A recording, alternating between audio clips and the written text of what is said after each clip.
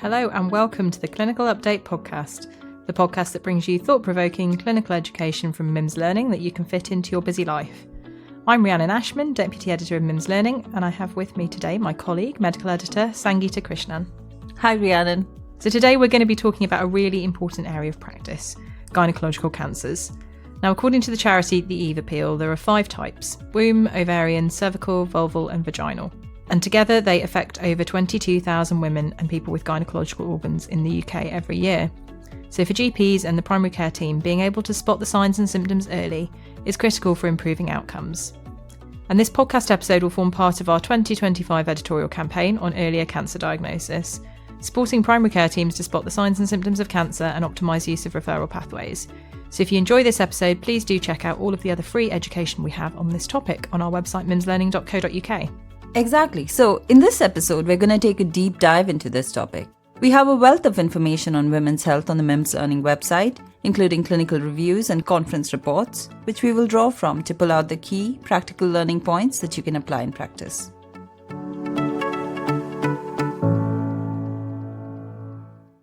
A good place to start will be with the most common of the 5 gynaecological cancers, which is womb cancer. You might also see this referred to as uterine or endometrial cancer, given that most womb cancers begin in the endometrium. And this accounts for over 9,700 diagnoses every year in the UK. And what's concerning is that, according to the Eve Appeal, its incidence is on the rise, having increased by 12% in the last 10 years. And the most common symptom to be aware of is abnormal vaginal bleeding, for example, postmenopausal bleeding.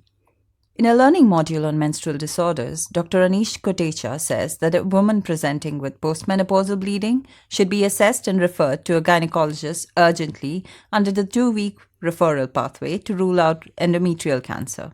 Yeah, and Miss Samantha Kirkwood and Mr. Andrew Kent go into a bit more detail on this in their module on abnormal uterine bleeding, saying that endometrial carcinoma is the cause of around 10 to 15% of cases of postmenopausal bleeding. And the probability increases from 1% in those aged under 50 years to 24% in those over 80 years old. Management will be different depending on whether the patient's taking HRT or not. So the 2024 British Menopause Society Joint Guidelines for Managing Unscheduled Bleeding on HRT say that in the absence of risk factors for endometrial cancer, postmenopausal women on HRT with unscheduled bleeding should be offered adjustments in their progestogen or HRT preparation for a total of 6 months, if bleeding began within 6 months of starting HRT, or if the bleeding is persisting for more than 3 months after a change in their dose or preparation. If postmenopausal bleeding persists beyond 6 months after starting HRT, women should be offered an urgent transvaginal ultrasound or the option of weaning off HRT. Now, in women with postmenopausal bleeding who are not taking HRT, then urgent transvaginal ultrasound is indicated to assess endometrial thickness, which should be less than 5 millimetres. And there's no need for further assessment if this is the case, unless there are any other concerning features, of course. Endometrial thickness greater than 4 millimetres or greater than 7 millimetres in women with unscheduled bleeding on sequential HRT merits a referral under the urgent suspicion of cancer pathway for further endometrial assessment.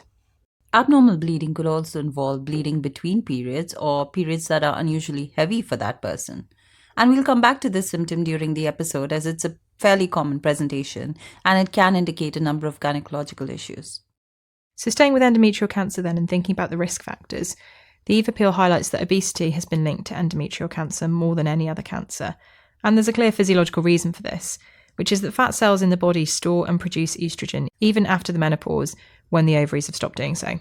This unopposed estrogen can stimulate the womb lining to grow, increasing the risk of cancerous changes. Yes, and other risk factors for endometrial hyperplasia and malignancy, according to our learning modules on menstrual disorders and on abnormal uterine bleeding, include increasing age, diabetes, hypertension, and ovulation, for example, as a result of polycystic ovary syndrome, and taking certain medications like estrogen-only HRT or tamoxifen for breast cancer. There's also a hereditary component with a small number of endometrial and also ovarian, which we'll return to shortly, cancers linked to the genetic condition Lynch syndrome. So moving on then from the most common gynae cancer to one with relatively poor outcomes, ovarian cancer. The authors of a clinical review on MIMS Learning say that approximately 7,500 women are diagnosed annually in the UK, and there are about 4,200 deaths a year. And a key reason for this is late diagnosis, with around 70% of women already having advanced stage 3 or 4 disease when they present. The authors of this clinical review add that most women with ovarian cancer will initially respond to therapy, but ultimately relapse. It has historically been called the silent killer, but the authors of the clinical review stress that this is incorrect and the disease is associated with common, albeit sometimes vague, symptoms. Clinicians need to be alert if a woman experiences these symptoms persistently or frequently, particularly more than 12 times a month. And what are those symptoms, Sangeeta? The NICE guidance, which is highlighted in our review, recommends further investigations for women experiencing persistent abdominal bloating, feeling full quickly or loss of appetite, pelvic or abdominal pain, and increased urinary urgency or frequency. Investigation should also be considered if a woman reports unexplained weight loss, fatigue, or changes in bowel habit. You mentioned changes in bowel habit just then, and I think there's a key point from the clinical review to flag here, which is that a new diagnosis of irritable bowel syndrome, or IBS, is rare in women aged over 50. So any new onset IBS type symptoms, so bloating or abdominal pain or change in bowel habit, like you said, in this age group should alert you to the possibility of ovarian cancer. In terms of examination in primary care, the authors of the clinical review state that the presence of a large pelvic or abdominal mass, ascites, or lymphadenopathy suggests advanced disease and warrants urgent referral to secondary care. But remember that smaller adnexal masses can be difficult to ascertain, and reports suggest that only 45% of adnexal masses are detected by pelvic exam. So clinicians should not be reassured by the clinical absence of a pelvic mass. And in terms of investigations, the first step is a serum CA-125 blood test. If the level is 35 units per milliliter or more, an ultrasound of the abdomen and pelvis, including a transvaginal ultrasound, should be arranged. Absolutely. And if the CA-125 is within normal limits, or if it's elevated but ultrasound is normal, NICE recommend careful assessment to exclude other conditions. It's also worth noting that the authors point out that CA-125 is not a fail-safe. In fact, in the clinical review, they say that only around half of stage 1 ovarian cancers will have an abnormally raised CA-125. So if symptoms persist despite a normal CA-125, you should still consider a pelvic ultrasound. So a good reminder to keep the clinical picture in mind. And for those who are referred to secondary care, it's useful to also be aware of the Risk of Malignancy Index, or RMI. And this is a scoring system used to predict the likelihood that an ovarian mass may be cancerous. And our clinical review explains that it combines the CA-125 level, the menopausal status of the woman, and an ultrasound score, which is calculated based on the number of suspicious features seen. So an RMI score of over 250 indicates a high risk of malignancy and means that the woman should be managed in a tertiary centre. That's helpful to know. And while we're talking about risk, let's touch upon the risk factors for ovarian cancer. In our review, it says that risk increases with age and is highest in those aged 60 to 75 years. Nulliparity is also a well-established risk factor. On the other hand, factors that decrease ovulation, like pregnancy and using the combined oral contraceptive pill, are known to reduce the risk. And of course, there are genetic links, aren't there? There's mutations in the BRCA1 and BRCA2 genes that have a well-known link to breast cancer, but also significantly increase the risk of ovarian cancer. And the clinical review notes that the risk of ovarian cancer is increased by approximately 60% in BRCA1 carriers and 17% in BRCA2 carriers by the age of 70 years. And you mentioned combined oral contraceptives just then, Sangeeta. Can you tell me a bit more? Well, the clinical review suggests that combined oral contraceptives are associated with a 30 to 50% reduction in ovarian cancer risk and may be considered, particularly in those who are already at an increased genetic risk. Note that this is an off-label use. The benefit increases with duration of use. They are also associated with a slightly increased breast cancer risk, particularly during current or recent use. So the benefits do need to be weighed against the risks for individuals. Yeah, and on the same note, I noticed that Dr. Tony Hazel mentioned in her conference presentation on cervical cancer that women get very stressed about the risks associated with hormonal contraception. But Dr. Hazel went on to advise that the risk of invasive cervical cancer doubles after 5 years of using combined hormonal contraception. And that's the pill, the patch, or the ring. However, she also said that using combined hormonal contraception protects against other cancers, such as ovarian cancer, as you've just said, Sangeeta. So Dr. Hazel concluded that the general view of all combined hormonal contraception is that the cancer risk is at worst neutral and at best favourable when you weigh up all the different cancers. Thanks, Rhiannon. So sticking with ovarian cancer for a second, I just want to mention the health inequalities aspect. A research roundup module on MIMS Learning quotes a report from the charity Target Ovarian Cancer, which shows that Black women are more likely to be diagnosed through an emergency presentation than white women. And more than half of women aged over 70 are diagnosed via emergency presentation. And we know that cancers diagnosed via emergency presentations are associated with poorer outcomes. Yeah, thanks, Sangeeta. So focusing on cervical cancer now, a public health success story because the NHS screening programme has dramatically cut incidence and mortality over the past 30 years. And Dr. Manas Chakrabarti says in his clinical review on MIMS Learning that perhaps the most striking development in the field of cervical cancer is the primary prevention of the disease after the introduction of the HPV vaccine. Yes, but as Mr. Chakrabarti points out in our clinical review on cervical cancer, screening coverage has unfortunately been declining in recent years. And while screening is for asymptomatic women, clinicians need to remain vigilant in spotting the symptoms. The classic presenting symptom of cervical cancer is postcoital bleeding. Yes, and worth remembering, as we mentioned earlier, that any abnormal bleeding should raise suspicion.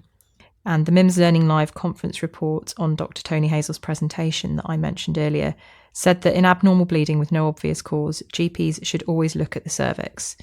GPs might also take a full history, including risk factors, give lifestyle advice regarding smoking and unprotected sex, and take swabs for infection. And Dr. Hazel added that there is a cohort of women who are on hormonal contraception, particularly progesterone-only contraception, who will present with altered bleeding as a result of the contraception they're taking. So you should keep in mind the history and the timeline of contraception use when considering unusual bleeding. And she makes one more important point, that cervical screening is for asymptomatic women to look for high-risk human papillomavirus, HPV, and precancerous changes. So to reiterate what you said earlier, Sangeeta, symptomatic women need a clinical assessment and possible referral, and that shouldn't be delayed for a smear test. Thanks, Rhiannon. That is a key distinction to remember. When it comes to risk factors, our cervical cancer review highlights that women who smoke are twice as likely to develop cervical cancer as those who don't. And of course, persistent infection with HPV is the cause of virtually all cases of cervical cancer, which is why the introduction of the cervical cancer vaccination in England in 2008 has led to such a dramatic reduction in the rates of cervical cancer by around 87% in England. Our clinical review outlines how, after decades of cytology-based pap smears, NHS screening now uses HPV primary screening. So if the laboratory finds a high risk of HPV, further tests will be performed to check abnormal cell changes. So this brings me to counselling patients, which is so important. And in Dr. Hazel's session at MIMS Learning Live, she provided some fantastic practical advice on this, saying that primary care teams need to tell women who've had a positive HPV result that HPV is very common, that it doesn't imply infidelity. HPV is not the same as HIV, and that in most cases the immune system clears the virus. She says it takes years for precancerous changes to develop, so there is no need to retest early if no abnormal cells were seen. And Dr. Hazel raised another key point on health inequalities from that session, which was about trans men. Those who were assigned female at birth and still have a cervix need screening, but they can be missed by the recall system if they change their gender marker on their GP records. So this is something to be mindful of. Absolutely. And on that point, Dr. Hazel also said that screening uptake is lower in those with learning disabilities, and she indicated that there's a difference between areas according to their level of deprivation in terms of cervical cancer incidence, mortality, screening and vaccination. So specifically, compared with the least deprived areas in England, the most deprived areas have cervical cancer incidence rates that are 65% higher, and mortality from cervical cancer is 148% higher. That is really shocking. Yeah, it is. But finally, let's quickly touch on the rarer gynaecological cancers, vulval and vaginal. What are the key signs and symptoms here, Sangeeta? The learning module by Dr. Anish Kotecha says the presentation can include a palpable lump in the vagina or on the vulva, bleeding, ulceration, discharge, or pain. The key thing is to have a low threshold for examination and referral if symptoms persist even after treating for something common like thrush. And remember that chronic inflammatory skin conditions like lichen sclerosis are a risk factor for vulval cancer. Thanks, Sangeeta. That was a really helpful run through of some key practical points. Hi, I'm Pat Anderson, editor of MIMS Learning, and I wanted to tell you a little bit about the MIMS Learning subscription. This annual subscription gives you full access to exclusive subscriber content, ranging from clinical reviews to extended learning and recordings of our webinars. So come and check it out. If you take out a subscription, you'll find that it gives you stimulating learning, keeps you up to date on all the hot topics, and helps you with your appraisal process. So have a look today at the MIMS Learning subscription. You'll find it'll really add value to your learning. So what have we learnt today? Well, I think there are 3 main takeaways for me.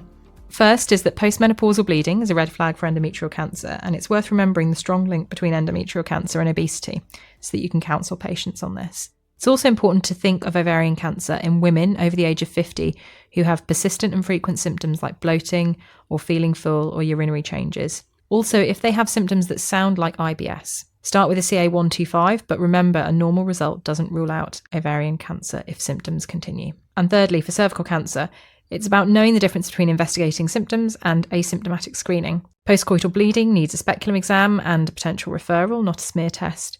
And when counselling patients, be prepared to explain what a positive HPV result means and be aware of the groups at risk of being missed by screening, like trans men with a cervix. So thanks for joining me for this discussion today, Sangeeta. Thanks, Rhiannon. And for everyone listening, don't forget that you can claim CPD credits for listening to this podcast. So be sure to go to mimslearning.co.uk to download your certificate and find links to all of the learning modules that we've mentioned today. And do join us next week when Sangeeta is going to be talking to Dr. Angelica Razak. Is that right? Yeah, we will be speaking about acute derma presentations. It's going to be an interesting interview, so do tune in. Thank you. I'll look forward to that. So thanks for listening. We've been the MIMS Learning editorial team, and this episode was produced by Inga Marsden and Jude Owen. See you next time.